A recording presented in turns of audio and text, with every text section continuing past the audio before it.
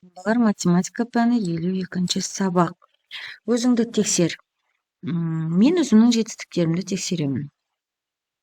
Бірінші тапсырма, дөңгелектердің боялған бөлігін көрсететін бөлшекті жаз дейді.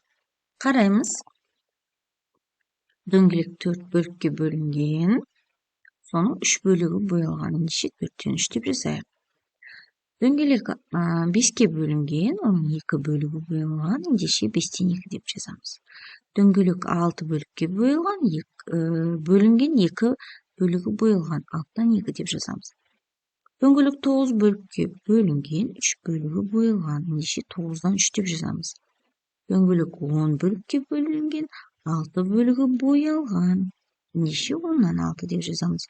Дөңгелек 11 бөлікке бөлінген, соның 8 бөлігі боялған. Ендеше 11-ден 8 деп жазамыз. Фигуралардың суретін дәптерге сал. Олардың бөліктерін берілген жазуға сәйкес қоя. 6-тан 2, 9-дан 5, 3-тен 1 дейді. Қараймыз балар. 6 шаршы 2-ін бояймыз, 6-тан 2.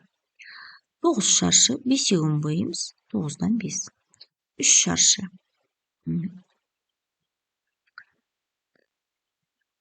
3-тен 1. Келесі балалар қараймыз. Есепте дейді. 90-ның 10-нан 1 бөлігі 9. Яғни 90-ды 10-ға бөліп 1-ге көбейтеміз. 9 болады. 40-тың 4-тен 1 бөлігі 10. 40-ты 4-ке бөліп 1-ге көбейтеміз. 8 бұл 48 санның 6-тан 1 бөлігі. 8-ді 6-ға көбейтіп 1-ге бөлеміз. 6 бұл 30 санның 5-тен 1 бөлігі. Яғни 6-ны 5-ке көбейтіп 1-ге бөлеміз. Нұсқасында 100 қосылған 2-нің кубы тең 100-ді қосамыз, 2-ні 3 рет көбейтейік. Яғни 108. 80 азайтылған 3-тің кубы тең 80 азайтылған 3-ті 3 рет көбейтеміз. Тең 53-ке.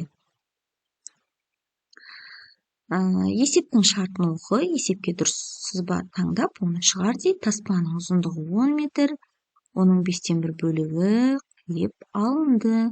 Неше метр таспа қиып алынды? Бұл сызбаға, бұл есепке бірінші сызба сәйкес келіп тұр балар. Таспаның ұзындығы 10 метр болса, қиып алынды 5-тен 1 бөлігі дейді. Ендеше не істейміз? 10-ды 5-ке бөліп 1-ге көбейтейік. 2 метр жауабы 2 метр қиып алынды дейді. Сұрақтар дейді, есеп құрастырып оны шығар. 3 көліктігі үшін 27 метр матаның 3-тен 1 бөлігі қиып алынды дейді. 3 көлікке неше метр мата қиып алынды? Яғни бұл жерде матаның ұзындығы 27 метр, 3 көлікке неше метр мата? 3-тен 1 бөлігі. 27 метрдің 3-тен 1 бөлігі.